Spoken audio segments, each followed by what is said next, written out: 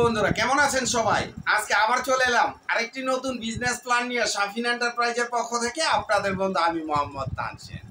বন্ধুরা, আমরা যারা বেকার ভাইরা আছি, যারা ব্যবসা করতে ভয় পাচ্ছি, আর ব্যবসা করতে ভয় পাচ্ছি এই কারণে যে আমাদের পুঁজি নাই।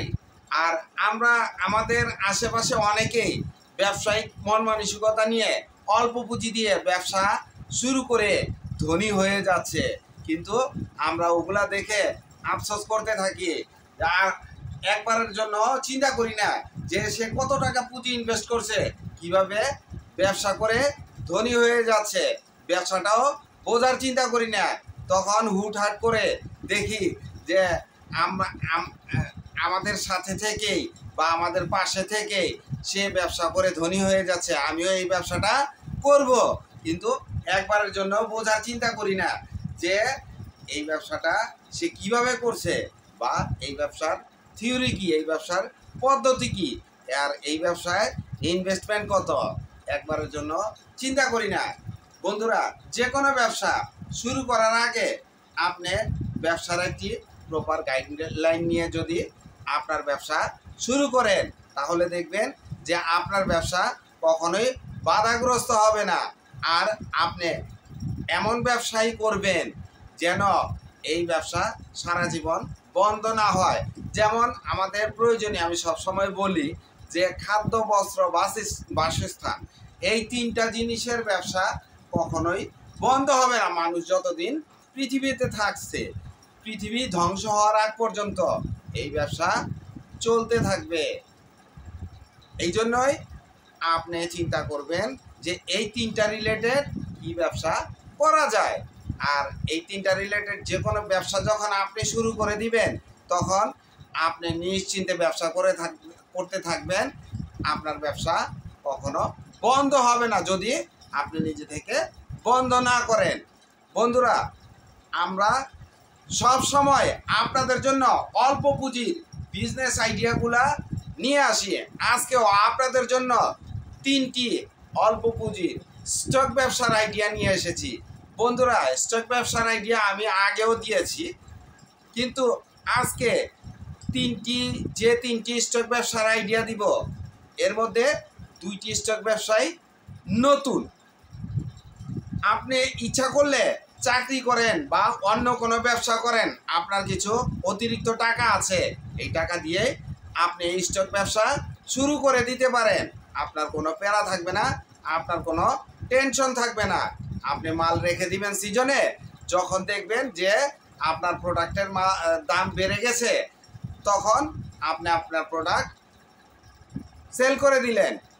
আর আপনাদের জন্য যে 3টি প্রোডাক্টের বিজনেস আইডিয়া নিয়ে এসেছি, প্রথমেই আসব সুপারির স্টক ব্যবসা। বন্ধুরা, সুপারির স্টক ব্যবসা শুনে অনেকে আশ্চর্য হতে পারে, এইখানে যে কি পরিমাণ লাভ আপনি চিন্তাও করতে পারবেন না।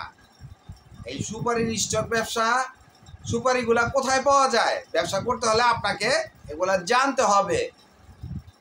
আপনার এই সুপারিগুলা নোয়াখালীর বিভিন্ন অঞ্চলে পাবেন, বরিশালের বিভিন্ন অঞ্চলে পাবেন, পঞ্চগড়ের বিভিন্ন অঞ্চলে আপনি এই সুপারিগুলা পেয়ে যাবেন। সারা দেশেই কিছু না কিছু সুপারির চাষ হয়ে থাকে, তবে যে এলাকাগুলোর নাম বললাম, এইসব এলাকায় সুপারির আড়ত পাবেন, সুপারির গোডাউন পাবেন, সুপারির হাট পাবেন। আপনি এইসব জায়গা থেকে সুপারির সিজনে সুপারিগুলা কিনবেন। যখন দাম একটু বৃদ্ধি পাবে, সিজন যখন শেষ হয়ে যাবে, তখন দাম বাড়তে থাকবে, দাম একটু বৃদ্ধি পাবে, আপনি নির্দিষ্ট একটা প্রফিট মার্জিন রেখে আপনি যেখান থেকে কিনছেন সেখানেও বিক্রি করতে পারবেন। অথবা আপনি ঢাকা যদি নিয়ে বিক্রি করতে চান, যেমন আপনার শ্যামবাজারে বিক্রি করতে পারবেন, তারপরে কারণ বাজারে বিক্রি করতে পারবেন। আপনার বিক্রি করার জায়গার শেষ নেই। আর যদি আপনি খুচরা টাইপের, যেমন ছোট ছোট পান দোকানগুলায় যদি বিক্রি করতে চান, লাভ একটু বেশি হবে, আপনি এখানেও বিক্রি করতে পারবেন। তবে একটু সময় লাগবে। যেখানে আপনি 1 লক্ষ সুপারি এক জায়গায় বিক্রি করতে পারেন যদি আড়তে বিক্রি করতে চান। আর এইসব দোকানে বিক্রি করলে দেখা গেছে 10,000 20,000 এইভাবে করে খুচরা খুচরা করে বিভিন্ন দোকানে আপনাকে সেল করতে হবে। আর এই সুপারির সিজন হচ্ছে এপ্রিল থেকে জুলাই মাস পর্যন্ত, এর মধ্যেই আপনাকে সুপারি কিনে স্টক করে রাখতে হবে। এরপরে আসবে শুকনা মরিচের স্টক ব্যবসা। বন্ধুরা, শুকনা মরিচকে স্বর্ণের ব্যবসার সাথে তুলনা দেওয়া হয়।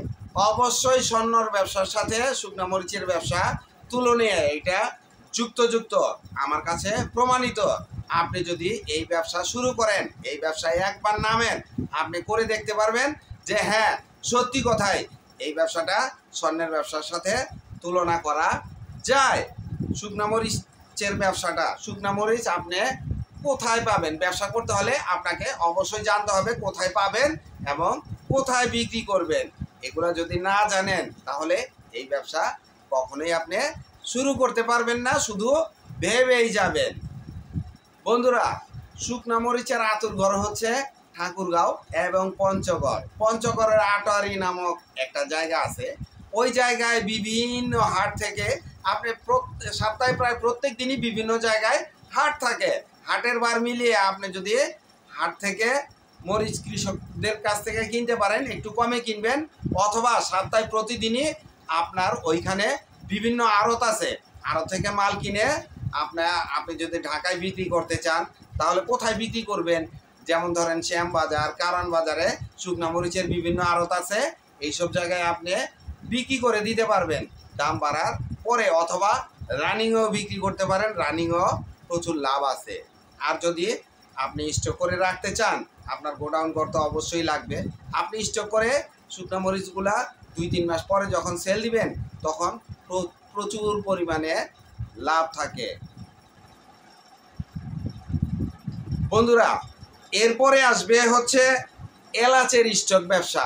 এটা পুঁজি একটু বেশি ইনভেস্ট করতে হবে, তবে আপনি শুরুটা শিখার জন্য অল্প পুঁজি দিয়ে শুরু করেন। যেমন 1200 থেকে এলাচের দাম শুরু হয়, 1200 থেকে আপনি 5,000 টাকা কেজি এলাচ আছে। আপনি 2, 4, 5, 10 কেজি এলাচ প্রথমে নিয়ে দেখেন। জানুয়ারি ফেব্রুয়ারি মাসটা হচ্ছে এলাচের সিজন। আপনি সিজনে যদি এলাচ কিনেন 500 থেকে 1000 টাকা কমে কেজি 1 কেজি এলাচ কিনতে পারবেন।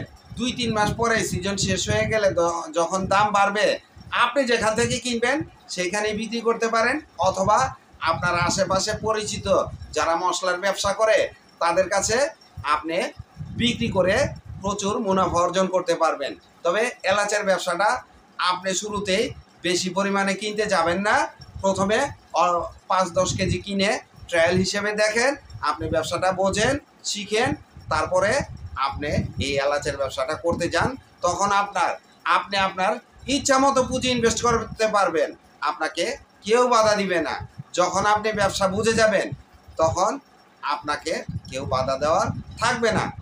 যে 3টি স্টক ব্যবসার আইডিয়া আপনাদেরকে দিলাম, প্রত্যেকটা ব্যবসায় আপনি চাকরি করেন, ব্যবসা করেন, তার পাশাপাশি যদি আপনি করতে চান করতে পারবেন। আমার এই আইডিয়াটি যদি ভালো লাগে আমার ভিডিওটি লাইক দিবেন, কমেন্টস করে জানাতে ভুল করেন না। আর আমার চ্যানেলটি সাবস্ক্রাইব করবেন এবং পাশে থাকা বেল আইকনটি প্রেস করে দিন, যেন পরবর্তী নতুন কোনো বিজনেস আইডিয়া আপলোড দেওয়ার সাথে সাথে আপনার মোবাইলে নোটিফিকেশন চলে যায়। আজকে এই পর্যন্তই। আসসালামু আলাইকুম।